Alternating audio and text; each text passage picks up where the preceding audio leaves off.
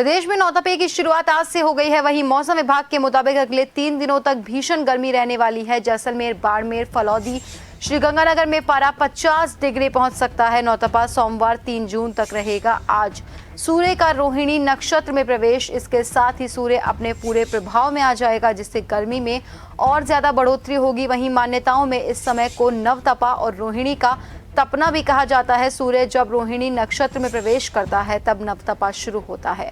नौतपा यानी 9 दिनों तक सूर्य का तपना। ज्योतिष में नौतपा को लेकर कई मान्यताएं भी प्रचलित है। किसान उन 9 दिनों के मौसम को देखकर बारिश की भविष्यवाणियां करते हैं। नवतपा में दिन बड़े और रातें छोटी हो जाती है। नौतपा में क्या करें और क्या ना करें, इसके बारे में अगर बात की जाए तो नौतपा में ज्यादातर जगहों पर काफी अधिक गर्मी रहती है, लू चलती है। ऐसी स्थिति में गर्मी को लेकर सतर्क रहना चाहिए। दोपहर में धूप में घूमने से बचना चाहिए। अगर धूप में निकलना ज्यादा जरूरी हो तो पानी पीते रहें, ज्यादा देर धूप में ना खड़े रहें। वहीं हीट वेव से राहत देने के लिए मुख्यमंत्री भजनलाल सरकार भी एक्शन मोड में आ गई है। बता दें कि नौतपा पे ज्यादा जगहों पर काफी गर्मी रहती है और लू चलती है। ऐसी स्थिति में गर्मी में लेकर सतर्कता बरतनी चाहिए, साथ ही धूप में घूमने से बचना चाहिए। लेकिन अगर धूप में निकलना बहुत ज्यादा जरूरी हो तो पानी पीते रहना चाहिए। साथ ही ज्यादा देर धूप में खड़ा होना भी अवॉइड ही किया जाए। नौतपा आज से शुरू हो गए हैं।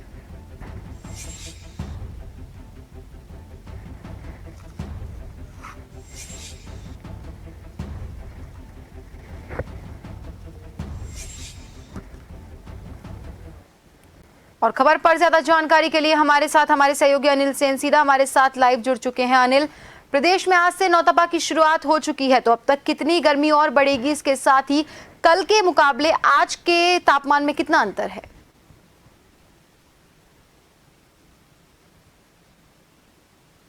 तापमान जो है नौतपा अब तपाने वाला है, ये कहा जा सकता है। और टेम्परेचर जो राजस्थान में 49 डिग्री क्रॉस कर सकता है, ये मौसम विभाग की संभावना यहाँ पर जताई गई है। और राजधानी जयपुर की अगर बात कर ली जाए तो आज 45 डिग्री के आसपास, कल 46 डिग्री को क्रॉस यहाँ पर इस तापमान की ओर से किया जा सकता है। यानी आने वाले 2 से 3 दिन जो है वो पूरी तरह से गर्मी तपाने वाली है। जिस तरह से एडवाइजरी जारी की गई है, खासतौर से सरकार ने तमाम प्रबंधन जो देखे हैं, हिदायत वहाँ पर दी गई है। चिकित्सा महकमा, ऊर्जा विभाग, मेडिकल डिपार्टमेंट, तमाम लोगों को सख्त निर्देश भी दिए हैं कि व्यवस्थाओं को दुरुस्त वहाँ पर रखा जाए। तो ये जो नौतपा के 3 दिन खासतौर से रहेंगे, यहाँ पर टेम्परेचर को अगर देखा जाए, मौसम विभाग ने पहले से अलर्ट किया था, लेकिन हाल फिलहाल भी अलर्ट यहाँ पर है। और अधिकतर जिलों को अगर देखा जाए तो वहाँ पर 45 डिग्री से अधिक तापमान जो है वो भी रिकॉर्ड किया जाएगा। यानी उष्ण जो है अधिक रहेगी। खासतौर से हीट वेव, लू के जो थपेड़े हैं वो ज़्यादा आम लोगों को महसूस यहाँ पर करने होंगे।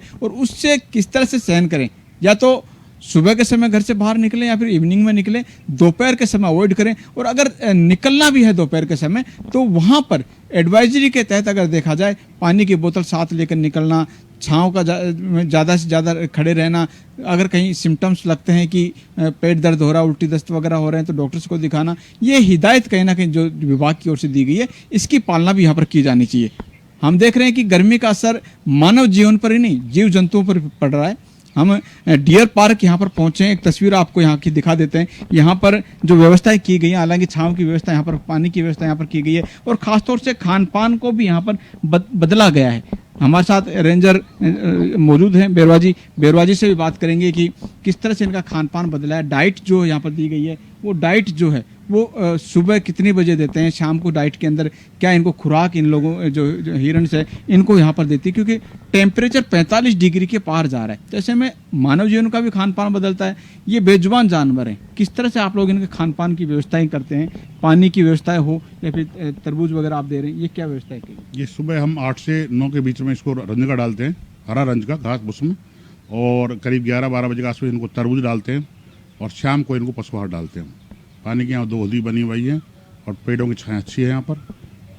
तो छाँव के लिए भी मैं देख रहा हूँ कि तिरपाल वगैरह या जो बनाई, शेडो बनाई गई है। ये गर्मियों को देखते हुए आप लोगों ने व्यवस्था की? हाँ, व्यवस्था की गर्मी। टेम्परेचर को देखते हुए क्या अगर ज़्यादा टेम्परेचर बढ़ता तो कुछ और अल्टरनेट व्यवस्थाएं होती हैं आप लोगों की ओर से? कितना टेम्परेचर और भी कुछ करेंगे, नहीं कोई पानी की तराई भी करेंगे यहाँ पर। अभी पानी की जो लाइन बिछाकर उसमें पानी का छिड़काव करेंगे, ये हमारा वो है।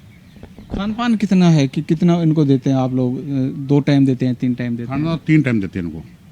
सुबह के टाइम रंज का हरा घास देते हैं और दोपहर में इनको तरबूज देते हैं और शाम के टाइम पशु आहार देते हैं। तो बिल्कुल ये हिरण के खान पान की बात यहाँ पर थी। हम देख रहे हैं कि जू में भी अलग जो व्यवस्थाएं वहाँ पर की गई हैं। ये मौसम जो है उसको देखते हुए बदलाव यहाँ पर किए गए हैं और उसी का नतीजा है कि अमूमन तौर पर जो टेम्परेचर बढ़ा है उससे मुकाबला कैसे करें। आम व्यक्ति भी हम देखते हैं कि जब घर से दोपहर के समय बाहर निकलता है, ठंडे पानी की बोतल साथ लेकर निकलता है, तो ज़रूरत हो तो पानी पीना भी वहाँ पर पड़ता है। ग्लूकोन डी वगैरह जो चीज़ें हैं वो भी सेवन वहाँ पर करनी पड़ती हैं। तो ऐसे में मानव जीवन पर भी असर है, बेजुबान जानवर पर भी असर। हम देखते हैं कि कई लोग परिंदा अभियान भी चलाए हुए हैं ताकि बेजुबान जो पक्षी हैं उनको राहत दी जा सके, उनको पानी वहाँ पर पिलाया जा सके। उनके लिए जो सामाजिक कार्यकर्ता हैं वो भी कहीं ना कहीं आगे आ रहे हैं। तो ये जो मौसम है फिलहाल तपाने वाला है, इसमें एक तरह से कहा जा सकता है जो लगातार जो टेम्परेचर बढ़ेगा आकांक्षा, उससे एक बार फिर से दिक्कतें खड़ी हो सकती हैं। लेकिन अगर आदमी सतर्क रहेगा या फिर यह कहा जाए कि जिस तरह से एडवाइजरी जारी की गई है उसकी पालना करेगा तो इससे मुकाबला भी किया जा सकता है। हाँ, ये जरूर है पिछले वर्षों के मुकाबले इस बार गर्मी कुछ ज़्यादा तपाने वाली है, लेकिन अगर टेम्परेचर 50 डिग्री के आसपास या क्रॉस वहाँ पर करता है तो वहाँ पर कुछ दिक्कतें आ सकती हैं। हमने देखा भी था कि मोर्टेलिटी को अगर देखा जाए तो कल तक के जो आंकड़े थे वो 8 लोगों की मोर्टेलिटी है हीट वेव के चलते। तो ये भी एक चिंता का सबब है, लेकिन चिंता के साथ साथ ये भी कहा जा सकता है कि यहाँ से आम व्यक्ति सबक भी ले सकता है, विशेषज्ञ और सरकार भी सबक ले सकती हैं कि आगे जो मानव जीवन है या पशु जनजीवन जो है उनको कैसे बचाया जा सकता है। इसके ऊपर भी खासा फोकस जो है वो विभाग और सरकार की ओर से किया जा सकता है। जी जी जी अनिल, वहीं लगातार अब 9 तपे शुरू हो गए हैं तो सरकार की तरफ से लगातार गाइडलाइन जारी की जा रही है कि ज़्यादा से ज़्यादा पानी पिए, धूप से बचे। लेकिन ऐसे में फिर भी अस्पतालों में मरीजों की संख्या लगातार बढ़ती जा रही है। तो इस मौसम का बीमारियों पे क्या असर पड़ रहा है, लोगों की दिनचर्या पे क्या असर पड़ रहा है?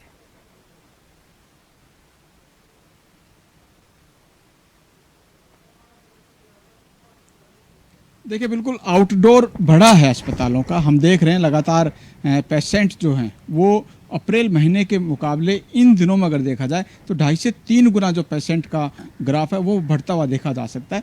अमूमन तौर पर हम देख रहे हैं कि हीटवेव के ज़्यादा लोग शिकार हो रहे हैं और यही वजह है। सरकारी अस्पतालों को देख लिया जाए, प्राइवेट अस्पतालों को देख लिया जाए, अमूमन तौर पर वहाँ पर जो पेशेंट्स आ रहे हैं उसमें ज़्यादा से ज़्यादा जो पेशेंट हैं, ज़्यादातर पेशेंट जो हैं वो हीटवेव के शिकार के हैं। ज़्यादा गर्मी के वजह से चलते जो है वो वहाँ पर बीमार हुए हैं। और इसमें ये भी बताया जा रहा है कि जिस तरह से विशेषज्ञ मान रहे हैं उसमें पैरालिसिस जैसे जो अटैक है वो भी यहाँ पर आ सकता है आम लोगों को। तो हिदायत बरतने के निर्देश वहाँ पर जरूर दिए गए, लेकिन इसके साथ साथ आम व्यक्ति को भी गाइडलाइन की पालना करनी होगी और उसके साथ साथ ये भी देखना होगा कि किस टेम्परेचर में वो बाहर जो है वो निकल पा रहे हैं। ज़्यादा गर्मी है तो उससे बचाव का साधन भी वहाँ पर करना चाहिए। शीतल पेय का ज़्यादा से ज़्यादा उपयोग किया जाना चाहिए। पानी की बोतल तो साथ होती है, लेकिन उसमें खान पान का बदलाव भी कैसे हो वो भी एक तरह से जो है वो तमाम लोगों को देखा जाना चाहिए, ताकि इससे मुकाबला जो है, इस गर्मी से जो मुकाबला जो है वो आम व्यक्ति वहाँ पर कर सकता है। और उसी गाइडलाइन को देखते हुए हमने देखा भी है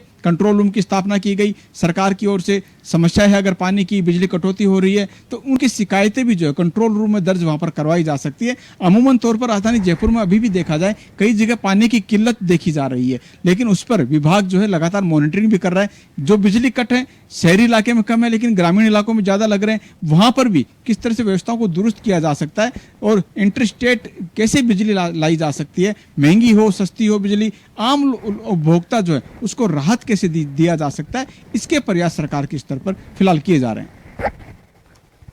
जी बहुत बहुत धन्यवाद अनिल, हमसे जुड़ने के लिए और तमाम जानकारी साझा करने के लिए। तो आप सभी को बता दें कि लगातार नौतपा शुरू हो गए हैं और इसके चलते लोगों की दिनचर्या पर असर पड़ रहा है। साथ ही न सिर्फ आमजन इससे प्रभावित हो रहा है, बल्कि अगर बात करें जानवरों की या पशु पक्षियों की, जैसा कि अभी हमारे सहयोगी ने डियर पार्क का जायजा लेके दिखाया कि वहाँ पे उनके खान पान में भी बदलाव किया गया है। तो ऐसे में इस मौसम में खुद को बचाने का और खुद को गर्मी से सेफ रखने का सिर्फ एक ही तरीका है, ज़्यादा से ज़्यादा पानी पिया जाए, धूप में ना निकला जाए और अगर बहुत ज़्यादा ज़रूरी काम हो तो सिर ढक